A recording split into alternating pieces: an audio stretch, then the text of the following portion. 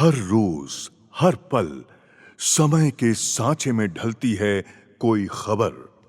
हर खबर आप तक पहुंचाएगा जन जागरूकता मीडिया, सरोकार अभिव्यक्ति की आजादी का पैरोकार, निर्भीकता और सच्चाई का। नमस्कार, आप सभी का स्वागत है जन जागरूकता मीडिया पर। मैं हूं आपके साथ रागनी वर्मन। छत्तीसगढ़ की राजनीति में वोट चोरी का मुद्दा गर्माता जा रहा है। कांग्रेस पहले से ही भाजपा पर निशाना साध रही थी।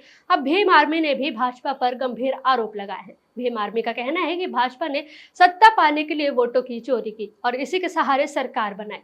भीम आर्मी के प्रदेश उपाध्यक्ष मनोज बंजारे ने मीडिया से चर्चा में कहा, शिक्षा और रोजगार व्यवस्था की खामियों पर सवाल उठाए। उन्होंने कहा कि युवाओं को रोजगार नहीं मिल रहा, शिक्षा व्यवस्था चरमराई हुई है और सरकार जनता की अपेक्षाओं पर खरा नहीं उतर पा रही है। इसके साथ ही उन्होंने प्रदेश में अवैध तरीके से हो रहे धर्मांतरण और आदिवासी इलाकों के विकास को अनदेखी का मुद्दा उठाया।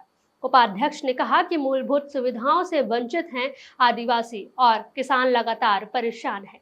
किसानों को समय पर फसलों का उचित मूल्य और सहायता नहीं मिल रही, जिससे उनकी स्थिति और खराब होती जा रही है।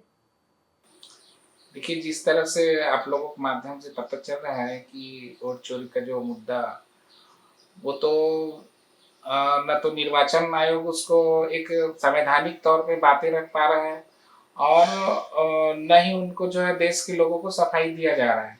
और हम तो छत्तीसगढ़ प्रदेश में जो हमारा एससी समाज है, एससी जो शेड्यूल कास्ट के जो लोग हैं, उनका तो बहुत बड़ा चोरी हुआ है कि हमारा तो विधानसभा सीटें ही चोरी हो चुका है, लोकसभा सीट भी चोरी हो चुका है, क्योंकि 16% हमारा आरक्षण है छत्तीसगढ़ राज्य अलग होने के बाद। और उस 16% आरक्षण के हिसाब से हमको कम से कम 14 से 15 विधानसभा सीटों पे हमको आरक्षण मिलना चाहिए और कम से कम 3 सीटों जो लोकसभा सीट है उसमें 3 सीटों पर हमको आरक्षण मिलना चाहिए। हमारा हम क्या बोले, वोट चोरी तो हो रहा है नहीं हो रहा है वो तो संविधान में अभी चल ही रहा है उनका जांच, लेकिन हमारा छत्तीसगढ़ प्रदेश में अनुसूचित जाति वर्ग का विधानसभा सीट 4 से 5 सीट है और लोकसभा का 2 सीटें जो है ऑलरेडी चोरी हो चुका है। ये बहुत गंभीर मुद्दा है। न तो हमारे जो आरक्षण के माध्यम से गए हमारे जनप्रतिनिधि लोग, न तो इस मुद्दा को उठा रहा है, न उनमें संज्ञान लिया जा रहा है। तो मैं उनसे निवेदन करूंगा कि इस ज्वलंत मुद्दा है, इसको अनुसूचित जाति का एक संवैधानिक अधिकार है, उनका हनन हुआ है, उनका सीटों का विधानसभा और सांसद सीटों का चोरी हुआ है, इस पर जरूर गंभीरता से ध्यान देने की आवश्यकता है।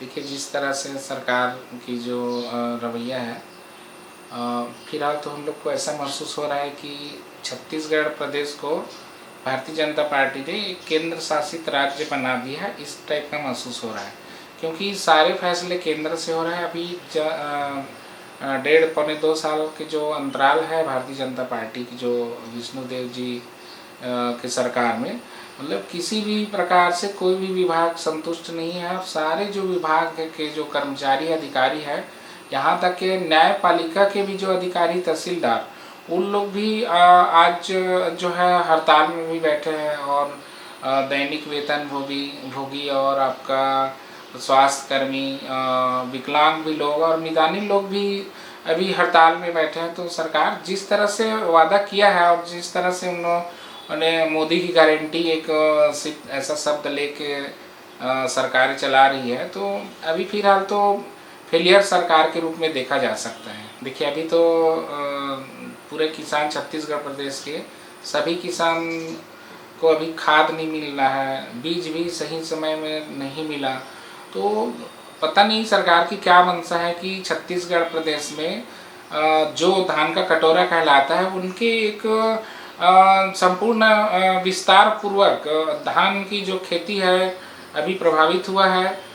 साथ में बारिश भी कभी कम हुआ है, तो लेकिन समय में उनको खाद भी नहीं मिला, डीएपी खाद नहीं मिला और जो उर्वरक है वो कुछ भी नहीं मिला। सरकार जो है जिस तरह से उपलब्धता कराना चाहिए था वो नहीं करवा पाया, तो अभी किसान और किसानी अभी पिछड़ा हुआ है। फिलहाल देखिए, धर्मांतरण का जो मुद्दा है वो तो एक संवैधानिक व्यवस्था है कि कोई अपनी इच्छा से चाहे जो धर्म मान सके, लेकिन जो गैर कानूनी काम चाहे बदलाव में, चाहे उनके जैसा भी हो रहा है ये इनके ऊपर कानून तौर पे स्टैंड होना चाहिए और उनको कानून के रास्ते संज्ञान में लेके उनको व्यवस्थित करना चाहिए। देखिए सरकार तो जिम्मेदार है, क्योंकि सरकार की न तो स्वास्थ्य व्यवस्था, न शिक्षा व्यवस्था और न ही जो है उनकी रोजगार व्यवस्था एक दुरुस्त है।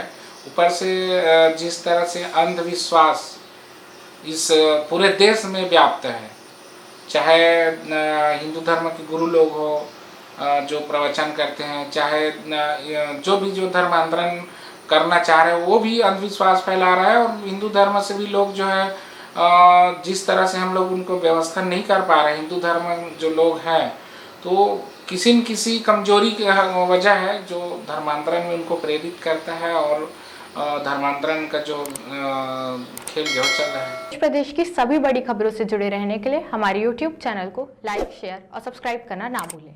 साथ ही लेटेस्ट खबरों के लिए बेल आइकन को प्रेस